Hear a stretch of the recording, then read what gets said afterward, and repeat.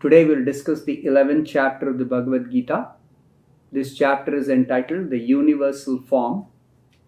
In this chapter, Krishna shows his universal form to Arjuna on Arjuna's request. In the previous chapter, Krishna explained to Arjuna about the various physical representations in which he is spread throughout the world. Now, in this chapter, in the beginning, Arjuna says that I have heard your instruction on confidential spiritual matters, which you have so kindly delivered unto me, and my illusion is now dispelled. So, Arjuna is saying his illusion is over. This means Arjuna no longer thinks Krishna is an ordinary human being. He doesn't think Krishna is just another friend of his, but he now understands Krishna as the source of everything. Arjuna is very enlightened and is glad that he has got a great friend like Krishna. He is now convinced that Krishna is the cause of all causes and is present in everyone's heart as the super soul. Arjuna now further says to Krishna, I have heard from you in detail about the appearance and disappearance of every living being as realized through your inexhaustible glories. Actually, Krishna is the source of everything in this world. And Arjuna has heard of this from Krishna in detail. Arjuna further knows that in spite of Krishna being the source of everyone and everything, he is also completely aloof from them. Krishna's personality is not lost, although he is present everywhere.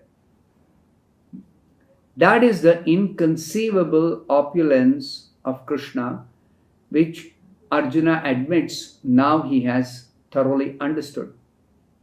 Now Arjuna makes a request to Krishna. His request is, O greatest of all personalities, O supreme form, though I see here before me your actual position, I yet wish to see how you have entered into the entire universe. I want to see that form of yours. So Arjuna has got a very specific request from Krishna. And he also says, Arjuna also says, that if you think that I am able to behold your universal form, O Master of all mystic power, then kindly show me that universal form. Now, why is Arjuna asking Krishna to show the universal form? It is explained by Srila Prabhupada that the Lord has entered into this universe by his personal representation as the super soul. This is what Krishna explained in the end of the previous chapter.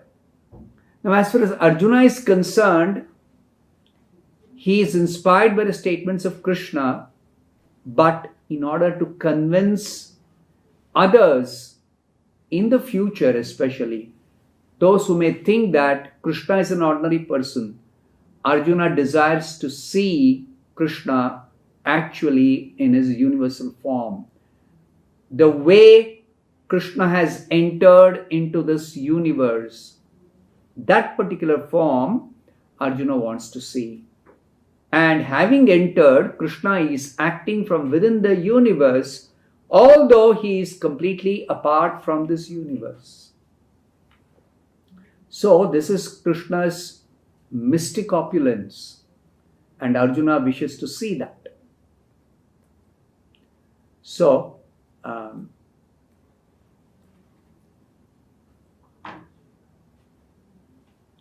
Krishna replies to Arjuna, "My dear Arjuna, behold my opulences, hundreds of thousands of very divine forms, multicolored like the sea. You can see here the different forms of Adityas, Rudras, and all the Devatas." Adityas and Rudras are different categories of Devatas. There are many different categories of Devatas. So he is able to see all the categories of Devatas. As well as, Krishna is showing, whatever you may desire to see in the future. This universal form can show you whatever you desire to see now, as well as whatever you desire to see in the future. Krishna is telling, behold the many things which no one has ever seen or heard before.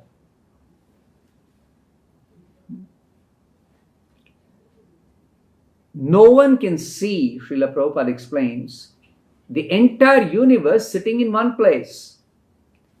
Even the most advanced scientist cannot see what is going on in other parts of the universe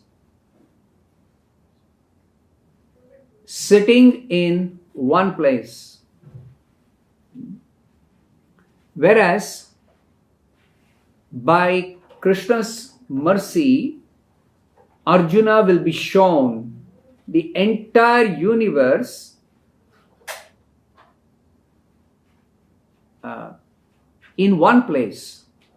We have to remember, Arjuna is sitting on the chariot and Krishna has agreed to become the chariot driver of Arjuna. They are on the battlefield of Kurukshetra. So, Krishna is giving Arjuna the power to see the universal form. But Arjuna cannot see this universal form without Krishna giving him the power to see. That means Arjuna cannot see with the present eyes. Therefore, Krishna tells Arjuna, I will give you divine eyes by which you can see my mystic opulence. Speaking thus, Lord Krishna, who is the Supreme Lord of all mystic powers, displayed his universal form to Arjuna. Arjuna wanted to see the universal form to substantiate Krishna's statement that Krishna has entered into this universe, even though he is aloof from it, so that in future people could understand that Krishna not only spoke about having entered into the universe, Krishna not only philosophically explained that, but Krishna also demonstrated by actually showing that particular form in which he has entered into the universe. Now, what did Arjuna see in that universal form after Krishna gave him the divine vision? Arjuna saw unlimited mouths, unlimited eyes. The form was decorated with divine, dazzling ornaments, covered with many different dresses. Krishna was garlanded gloriously, and there were many scents smeared all over his body. Everything was magnificent, everything was all expanding, and everything was unlimited. This was what Arjuna saw. Now, this description here helps us to understand that there is no limit to the number of hands, mouths, legs, etc. Both Arjuna and Krishna are sitting on the chariot where Arjuna saw the universal form. Others on the battlefield, they could not see this form because Krishna gave the vision only to Arjuna. Sitting on his chariot, Arjuna could see the whole universe, but no one could understand what is going on between Krishna and Arjuna. Then, bewildered and astonished at seeing this universal form, Arjuna began to pray to the Lord with folded hands, offering obeisances to the Supreme Lord. Now Arjuna tells Krishna, "My dear Krishna, I see assembled together in your body all the Devatas and various other living beings. I see Brahma sitting on the lotus flower, as well as Lord Shiva and many sages and divine serpents." Now we should understand what Arjuna is seeing in that universal form. He is seeing Brahma. Brahma is the first creature in the entire universe. And Brahma actually is seated on a lotus flower. This lotus flower has come out of the navel of Lord Vishnu, who is at the bottom of the universe. Because the lotus flower has come out of his navel, he is called Padmanabha. Padma, the lotus flower, has come out of his nabhi, his navel.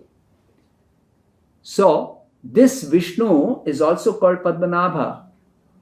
And Brahma could see the navel of Padmanabha, which is the bottom of the universe, until the topmost part of the universe, where Brahma is seated on the lotus flower. That means Arjuna could see the beginning and the end of the entire universe sitting in one place on the chariot, on the battlefield of Kurukshetra. Then Arjuna describes further what he is seeing. "O Lord of the universe, I see in your universal body many, many forms, bellies, mouths, eyes, expanded without limit. There is no end, there is no beginning, and there is no middle to all of this. Your form, adorned with various crowns, clubs, discs, is difficult to see because of the glaring effulgence. And this effulgence is immeasurable, like the sun." Then Arjuna describes what is Krishna's actual position. He says, "You are the supreme primal objective. You are the best in all the universes. You are the inexhaustible Supreme Lord. You are the oldest. You are the maintainer of religion. You are the eternal personality of Godhead. You are the origin without beginning, middle, or end. You have numberless arms, and the sun and moon are among your unlimited eyes. By your own radiance, you are heating the whole universe." The effulgence of that universal form was like thousands of suns rising simultaneously. We can't sometimes bear the sunshine coming from one sun. So how much more would that heat be generated by the universal form of Krishna, which was like millions of suns? "Although you are one, you are spread throughout the sky and the planets and all space in between. I behold this terrible form. I see the residents on the different planets are perplexed. All the Devatas are surrendering and entering into you. They are very much afraid, and with folded hands they are singing the Vedic hymns. The different forms of Lord Shiva, the Adityas, the Vasus, the Satyas, the Vishvedevas, the two Ashwins, the Maruts, the forefathers, the Gandharvas, the Yakshas, the Asuras, the Siddhas, all are beholding you in wonder." These are all different categories of Devatas. "O mighty armed one, all the planets with their Devatas are disturbed at seeing your many faces, your many eyes, your arms, bellies, legs, and your terrible teeth. As they are disturbed, so am I. O Lord Vishnu, I can no longer maintain my equilibrium. Seeing your radiant colors fill the skies and beholding your eyes and mouths, I am afraid. Now Arjuna is praying to Krishna, O refuge of the worlds, please be gracious to me. I cannot keep my balance, seeing your blazing death-like faces and awful teeth. In all directions, I am completely bewildered. Now, something significant that Krishna shows to Arjuna in this universal form. Arjuna says, I am seeing all the sons of Dhritarashtra along with their allied kings, and Bhishma, Drona, Karna, and all our soldiers as well are rushing into your mouths, their heads smashed by your fearful teeth. So Srila Prabhupada explains, in a previous verse, the Lord promised to show Arjuna things he would be very much interested in seeing. Now Arjuna sees that the leaders of the opposite party, Bhishma, Drona, Karna, and all the sons of Dhritarashtra, and the soldiers on the Kaurava side, as well as some of Arjuna's own soldiers, all are being completely destroyed. This is an indication to Arjuna that Arjuna will emerge victorious in the battle, despite heavy losses on both sides. It is also mentioned here that Bhishma, who is supposed to be unconquerable, he will also be smashed. So also Karna.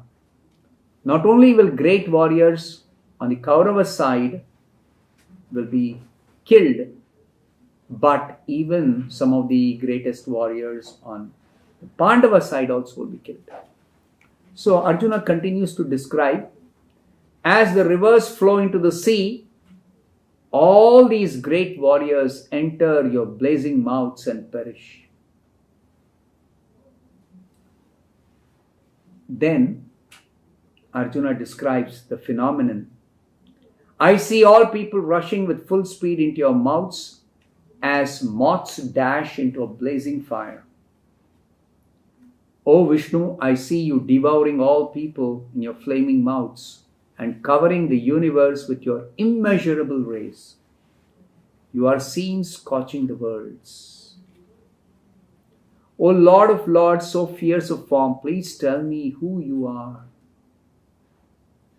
Now Arjuna is completely terrified at seeing the universal form.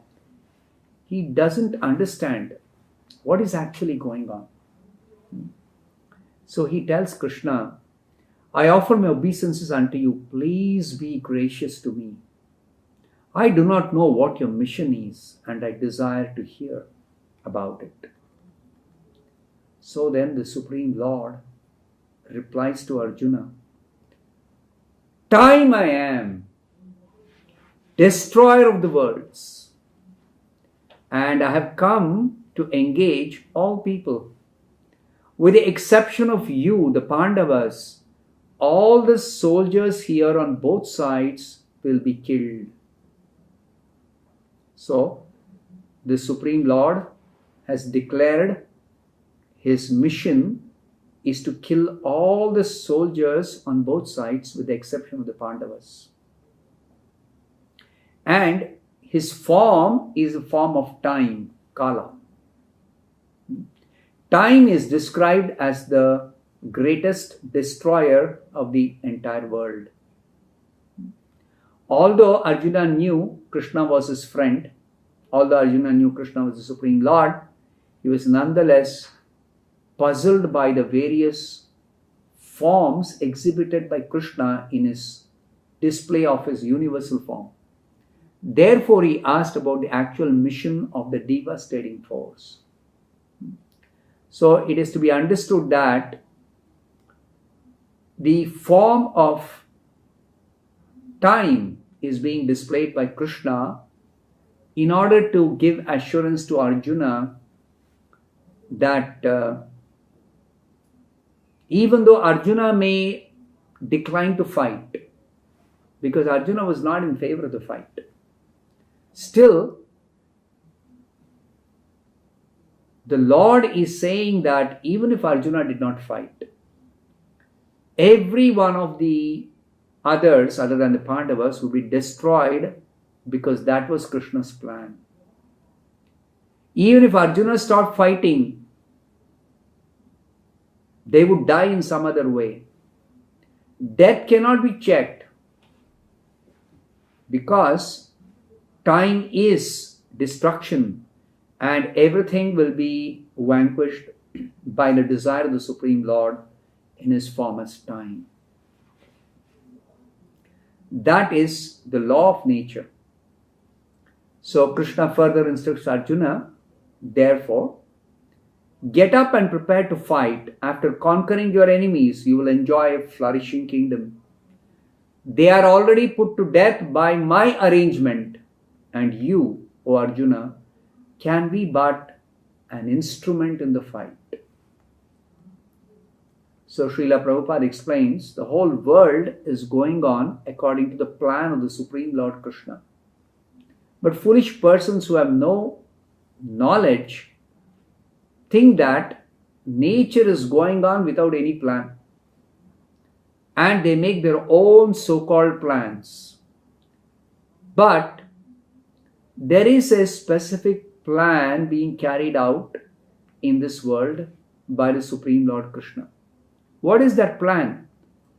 This entire creation is a chance for all of us who are created beings to go back to Krishna's personal abode, which is our original home. As long as we are bound up in this world because of our lording mentality, we cannot get out of this material world. But anyone who understands Krishna's plan and cultivates Krishna consciousness, such a person is the most intelligent person. So the creation and destruction of this world is going on under the guidance of the Supreme Lord. Thus, the battle of Kurukshetra, which was fought according to the plan of Krishna, it is also according to Krishna's desire that in this battle, except for the Pandavas, everyone is going to be killed. Therefore, if one is situated in Krishna consciousness, then one's life is perfect, because the ultimate destination of everyone who is Krishna conscious is simply to go to their original home, the personal abode of Krishna. That's where we all belong.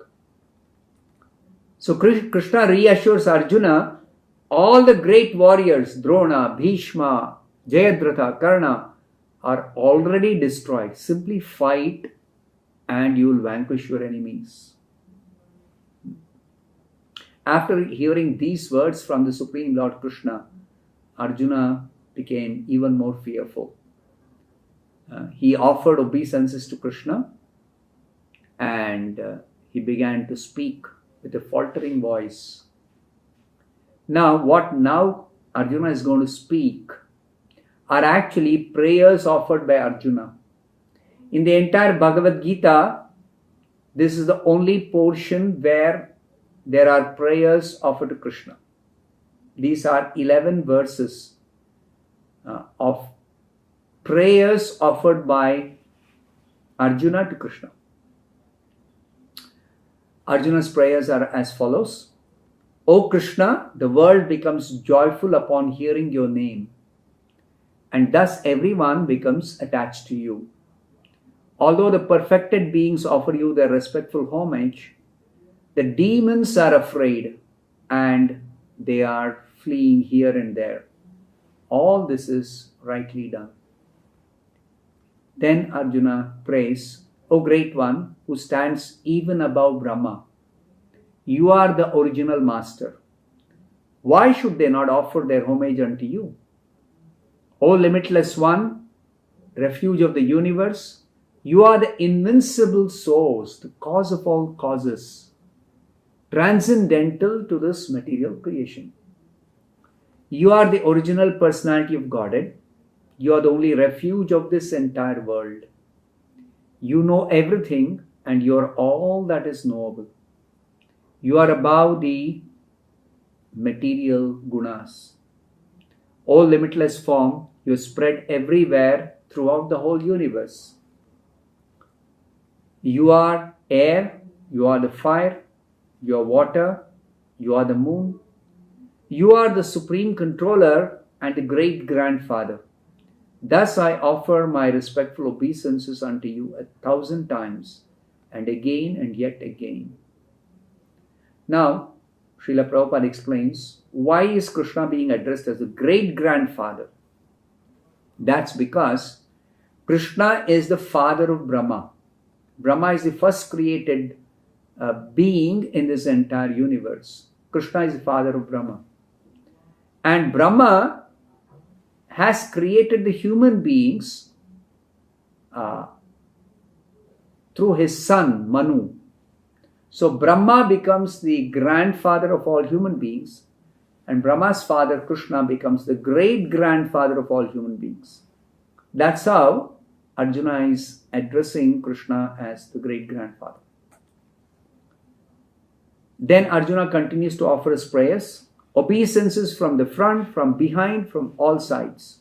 O unbounded power, you are the master of limitless might. You are present everywhere and thus you are everything. Arjuna is completely bewildered.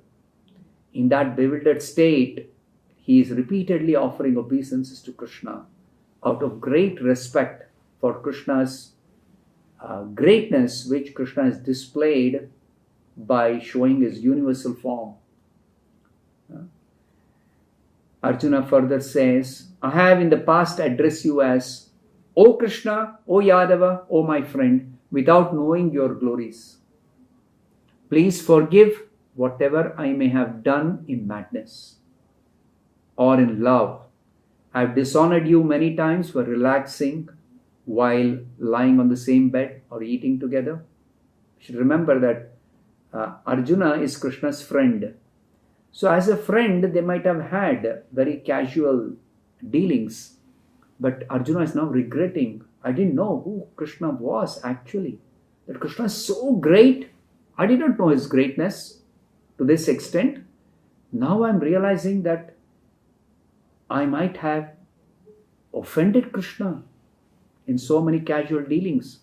So therefore, he's requesting, praying to Krishna, please excuse me for all my offenses.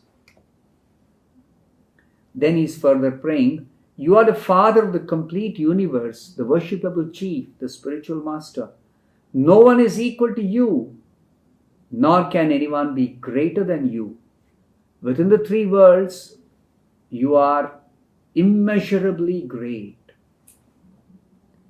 You are the Supreme Lord to be worshipped by every living being. Thus I fall down to offer you my respects and ask your mercy. Please tolerate the wrongs that I might have done to you and bear with me as a father bears with his son, or a friend with his friend, or a lover with his beloved. After seeing this universal form, which I have never seen before, I am gladdened, but at the same time my mind is disturbed with fear. Therefore, please bestow your grace upon me and reveal again your form as the personality of Godhead, O Lord of Lords.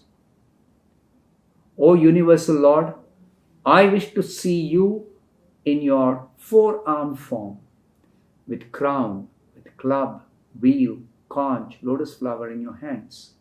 I long to see that form of yours. Now, these are the prayers offered by Arjuna. Now, as opposed to the universal form, which is a fearsome form, extremely fearsome, Krishna's four-armed form, that of Narayana, is a very pleasing form for the eyes. So, Krishna responds to Arjuna's prayers. Krishna says, "My dear Arjuna, happily do I show you this universal form within the material world by my internal potency." It is Krishna's own personal energy which Krishna uses for his purposes exclusively. Using that spiritual potency, Krishna has shown Arjuna his universal form. And Krishna says, "No one before you has ever seen this unlimited and glaringly effulgent form." Now, why does Krishna say no one before Arjuna has ever seen that? That's because Krishna says, "O Arjuna, no one before you has ever seen this form, because neither by studying the Vedas, nor by performing sacrifices, nor by charities, nor by any other pious activities can this form be seen as you are seeing. Only you have seen this form." Now, Srila Prabhupada explains, even if a person performs sacrifices, undergoes different austerities, he gives charity, he studies the Vedas, or performs any other type of pious activities, he cannot see the universal form of Krishna if he is not a devotee like Arjuna. So only devotees like Arjuna can see this universal form. Now, Prabhupada also explains those who are impersonalists. That means those who are worshippers of the formless Brahman. They also cannot see the universal form. Why? Because they are not devotees. They sometimes imagine that they are seeing the universal form. But from Bhagavad Gita we can understand even they cannot see the universal form because they are not devotees.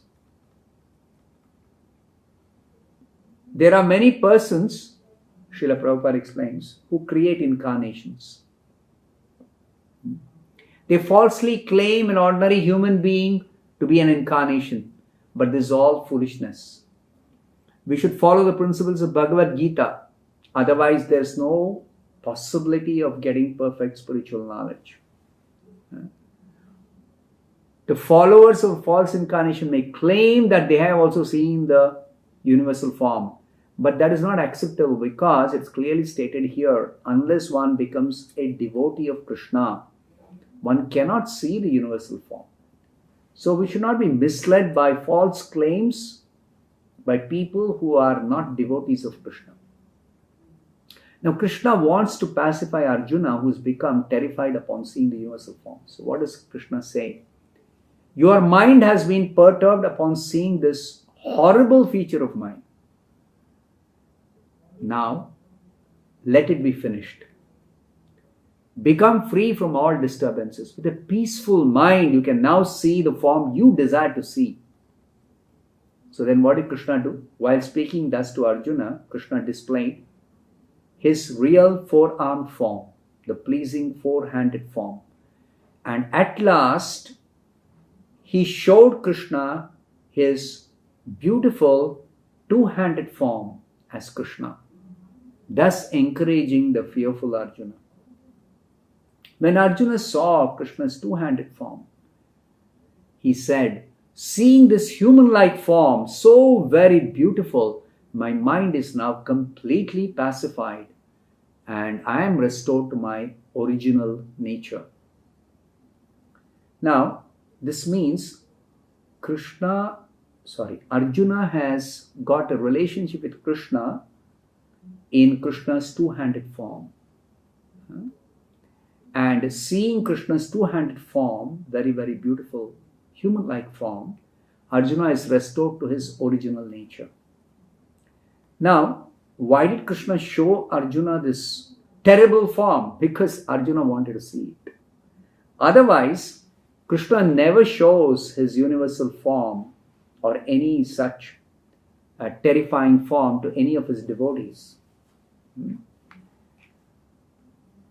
and Krishna particularly tells about his two-handed form.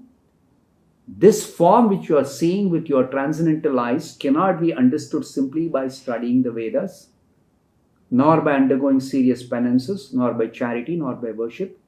It is not by these means that I can be seen in my original two-handed form. Then what is the way to see Krishna's two-handed original form? Krishna says, only by undivided devotional service can I be understood as I am standing before you and can thus be seen directly. Only in this way can you enter into the mysteries of my understanding. So the universal form is difficult to be seen by somebody who is not a devotee. But the two-handed form of Krishna can only be seen by those who are devotees engaged in pure devotional service. This is the special thing about seeing Krishna's two-handed form. It is even more difficult to see Krishna's two-handed form than even the universal form. Now, as Srila Prabhupada explains, the personal forms of Krishna, the two-handed form and the four-handed form, are completely different from the universal form. The personal forms of Krishna are actually very, very pleasing for the devotees, for everyone. It's very pleasing form. Whereas this universal form is a very ghastly form. And the universal form is a temporary form. It is subject to this manifestation of this universe. Just like the universe is sometimes created and it exists. After it is destroyed, it doesn't exist anymore. Same way, the universal form of Krishna is sometimes visible and sometimes not visible. Sometimes seen and sometimes not seen. Whereas the two-handed form and the four-handed form of Krishna are eternal forms. They always exist in the spiritual world. So Krishna changes from the universal form to the four-handed form to the two-handed form. What does this mean? This means that the two-handed form of Krishna is the original form of the Supreme Lord. It is from the two-handed form that the four-handed form and the universal form and all of the forms are emanating. Therefore, the two-handed form of Krishna is considered to be the original form of Krishna. Krishna concludes his instruction to Arjuna in this particular chapter of universal form. My dear Arjuna, one who is engaged in my pure devotional service, free from the contaminations of all previous activities and free from mental speculation, who is friendly to every living being, certainly comes to me. So again, Krishna is speaking about engaging in pure devotional service, ultimately to attain Krishna's personal abode. So this theme is there throughout the Bhagavad Gita. The theme of engaging in pure devotional service and thereby preparing oneself to ultimately go to Krishna's personal abode. So that's the end of the chapter. Hare Krishna.